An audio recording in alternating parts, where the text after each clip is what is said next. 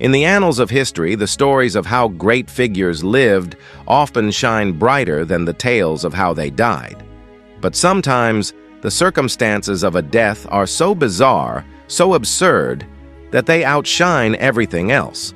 One such case is the death of Aeschylus, one of the greatest playwrights of ancient Greece, often called the father of tragedy.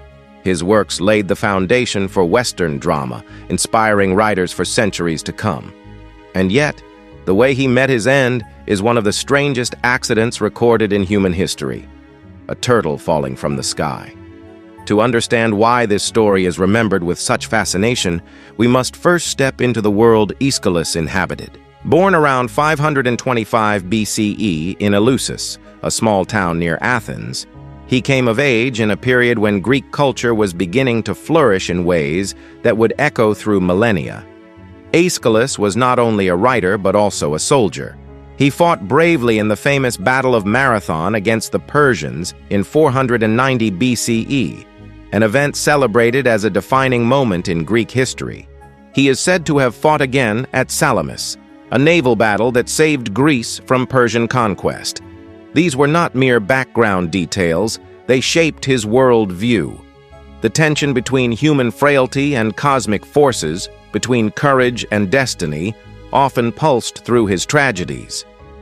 But while he was admired for his contributions to literature and respected for his service in war, fate had something peculiar in store for him. According to ancient sources, Aeschylus died around 456 BCE in Sicily. The story goes that he was walking in an open space when an eagle, carrying a turtle in its talons, mistook his bald head for a rock. Eagles, particularly certain species, were known to drop hard-shelled prey like turtles or clams onto rocks in order to break them open. This natural hunting behavior, when paired with the unfortunate smoothness of Aeschylus's scalp, turned into a lethal accident. The turtle, released from above, struck him on the head, killing him instantly. Thus, one of history's greatest dramatists was undone by an animal's survival strategy. On the surface, this story sounds so absurd that it almost feels like a joke or a dark piece of slapstick comedy. But its persistence in historical records suggests that whether entirely true or partially embellished, it captured something deeply ironic about life and death in the ancient world. Here was a man who had survived battles, political turmoil, and the hardships of artistic life, only to be killed not by enemy soldiers or by the gods of tragedy he so often invoked, but by the randomness of nature. It is a reminder that human beings, no matter how influential, are subject to the same chaotic laws of the universe as everyone else. The sources that mention Aeschylus's death, such as the Roman author Valerius Maximus and later writers, might have delighted in the irony of it. Ancient people loved tales that blended fate with irony, and this story almost reads like one of Aeschylus's own tragedies. After all, his plays often dealt with the inexorable power of fate, the hubris of humans who think they can control it, and the sudden, often cruel turns of fortune. To have his life end in such an accidental, almost comedic way felt both fitting and absurd at the same time. If we pause and think about this for a moment, it becomes clear why the story continues to fascinate us today. It sits at the intersection of tragedy and comedy, of high culture and absurd accident. Aeschylus was a man whose art grappled with questions of human suffering, justice, and the will of the gods, and yet his own death seems like the punchline to an otherworldly joke. Perhaps this is why the anecdote has survived. It is a story that feels at once ridiculous and profound, mocking and strangely symbolic. Some scholars have speculated whether the story might have been exaggerated or even invented, perhaps as a way of giving a dramatic ending to a dramatic man. After all, the ancient world was filled with legends and anecdotes that were not entirely factual, but served as moral or symbolic tales. Whether or not a turtle truly struck him dead, the story of Aeschylus's end was too poetic, too bizarre, to be forgotten. It illustrates the way people in antiquity often blurred the line between history and storytelling, weaving myth into biography to make the lives of great figures resonate on a deeper level. Still, the possibility that it really happened cannot be dismissed. Eagles do indeed drop turtles and other shelled animals from great heights to crack them open, a behavior observed even in modern times. The natural world has always been unpredictable, and accidents like this, while rare, are not impossible. If true, then Aeschylus's death serves as a stark reminder of the randomness that governs life. No amount of wisdom, courage, or artistry can shield us completely from chance. The image of the bald playwright walking under the open sky, unaware of the eagle overhead, is haunting in its simplicity. It collapses the distance between greatness and absurdity. For Aeschylus, whose plays confronted audiences with the inevitability of suffering and the power of fate, the manner of his death almost feels like one final, unwritten tragedy, except that it also borders on comedy. This tension between the tragic and the comic is perhaps why the story resonates so strongly, even thousands of years later. If the story of Aeschylus's bizarre end still captures our imagination, it is not only because of the humor and absurdity, but also because of what it seems to say about human vulnerability. Aeschylus himself wrote tragedies that often revolved around the themes of destiny, divine justice, and the fragile position of mortals caught between the will of the gods and the unpredictability of life. In a way, his death became a living metaphor for the very ideas he dramatized. Take, for instance, his play Agamemnon, the first part of the Oresteia trilogy. In this work, fate looms over the house of Atreus like a shadow that cannot be avoided. The characters act with a sense of inevitability, as though no matter what choices they make, destiny is already written. Agamemnon himself, a victorious general returning from war, is slain not by a foreign enemy, but within his own home, murdered by his wife Clytemnestra. The idea is clear. Greatness on the battlefield does not guarantee safety in life, and power cannot protect one from the cruelty of fate. Does this not echo Aeschylus's own demise? A man who braved wars and helped shape the cultural identity of Greece was not struck down in some grand confrontation, but by a turtle dropped from the sky. The irony becomes sharper when we remember that Aeschylus was said to have been warned by an oracle that he would die by a blow to the head. Superstitious by nature, he reportedly avoided staying indoors with the fear that a building might collapse on him. Instead, he spent much of his time in the open air, believing that this would keep him safe from harm. And yet, this very precaution placed him under the open sky where fate delivered its fatal strike in the most unexpected way possible. Here again, life mirrors his art. Just as in his plays, the attempts to avoid destiny only lead characters closer to it. But beyond the tragic irony, his death highlights something fundamental about the human condition. No matter how much we plan, calculate, or take precautions, the universe often has other plans. Aeschylus's end was a powerful reminder to his contemporaries that even the wisest and most accomplished are vulnerable to the whims of chance. For the Greeks, who believed deeply in the idea of Moira or fate, the story would have felt like the perfect embodiment of this philosophy. It also raises an interesting question. Why do we remember this story so vividly, while so many other details about Aeschylus's life remain obscure? The answer may lie in the human tendency to preserve stories that provoke a strong reaction, whether through awe, fear, or laughter. Deaths that are unusual or absurd often become part of cultural memory because they challenge our expectations. In the case of Aeschylus, the sheer strangeness of his accident ensured that his name would live on not only through his plays, but also through the anecdote of his demise. In fact, this strange death might have contributed to his lasting fame. History is filled with brilliant individuals whose works faded into obscurity because their lives lacked the kind of story that could be easily remembered. Aeschylus had both: a body of plays that shaped Western drama and a death so peculiar it became unforgettable. Together, they created a legacy that has endured for more than 2,000 years. Yet it is important to remember that Aeschylus was not merely a man defined by how he died. His artistic achievements were monumental. He transformed the Greek stage by introducing the second actor, allowing for real dialogue and dramatic tension rather than simple storytelling by a chorus. This innovation paved the way for playwrights like Sophocles and Euripides, who would carry Greek drama to even greater heights. Aeschylus's tragedies were known for their grandeur, their exploration of justice and divine order, and their deeply moral outlook on human existence. He is credited with writing more than 70 plays, though only a handful survive.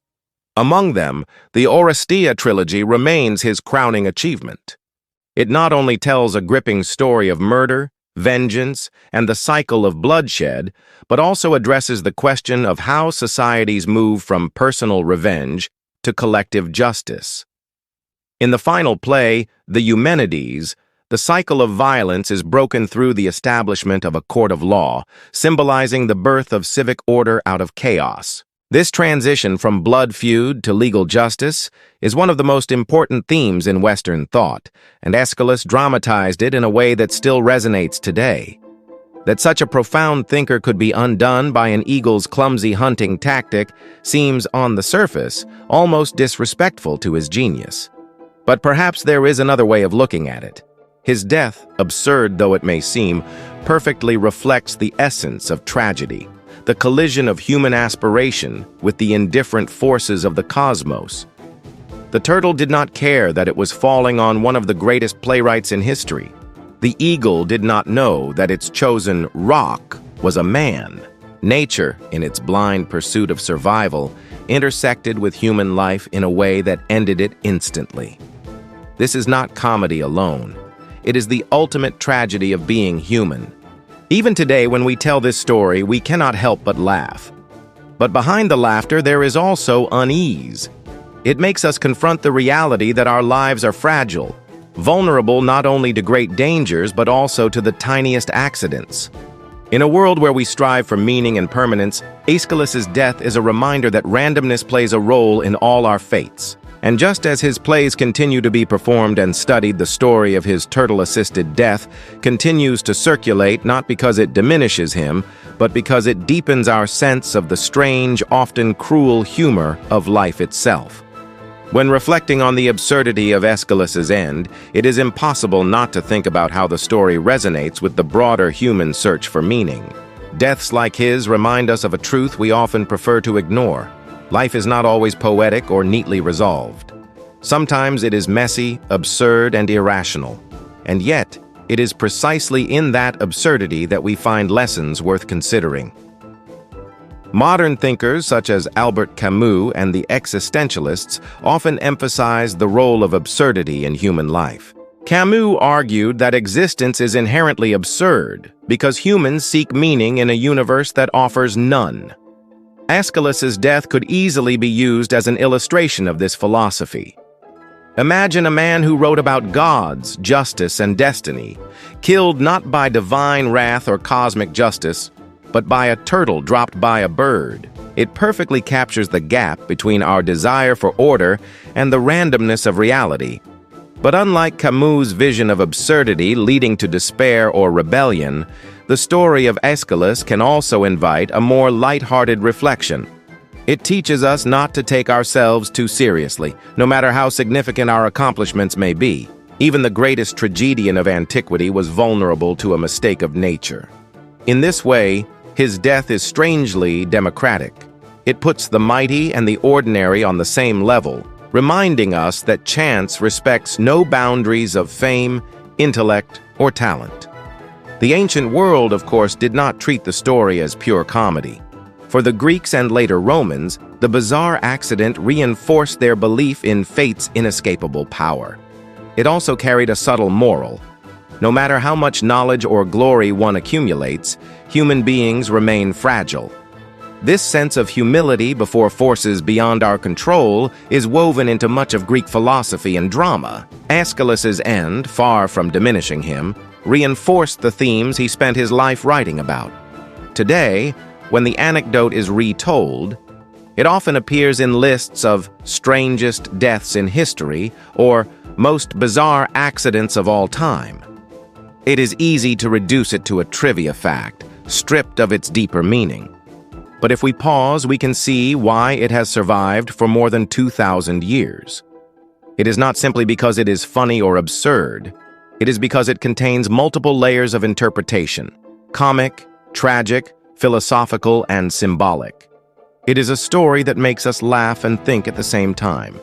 Even scientists and naturalists have occasionally weighed in on the plausibility of the tale. As mentioned earlier, certain species of eagles do indeed drop turtles from the sky to crack them open, sometimes aiming for rocks or hard surfaces. The idea that a bald head could be mistaken for such a surface is not as far-fetched as it might sound. In fact, modern observations of eagles have shown them making similar mistakes, dropping prey on roads or even on human-made structures. In this sense, the story could be grounded in reality rather than pure legend. But whether or not the account is entirely accurate, it continues to shape how we remember Aeschylus. His literary contributions would have secured his place in history regardless, yet his peculiar death ensures that his name reaches audiences who might otherwise never hear of the Oresteia or Prometheus Bound. The anecdote acts as a doorway. People encounter the strange tale, and some of them are led to discover his works. In this way, the accident, true or not, extends his legacy rather than diminishes it. What, then, should we take away from the story today? Perhaps the most enduring lesson is that greatness and absurdity can coexist. Human beings are capable of profound thought, extraordinary creativity, and immense courage. But at the same time, we are subject to accidents, to the chaos of nature, and to the unpredictability of existence. Recognizing this does not have to fill us with despair. Instead, it can remind us to live with humility, humor, and acceptance of the unknown. The death of Aeschylus also invites us to reflect on how stories themselves gain immortality. His plays endure because of their brilliance, but his death endures because of its narrative power. People tell and retell it, not simply for accuracy, but for meaning. In that sense, the anecdote about the eagle and the turtle has become a kind of myth in its own right, one that illustrates the fragility of human life in a way that resonates across centuries. So the next time we hear of Aeschylus, we might remember not only the playwright who helped shape Western drama, but also the man who reminds us through his bizarre end that life is unpredictable, fate is inescapable, and sometimes the universe has a dark sense of humor. In one strange accident, the boundaries between tragedy and comedy collapsed, leaving behind a story that is at once ridiculous and profound. Aeschylus, the father of tragedy, did not write the final act of his own life.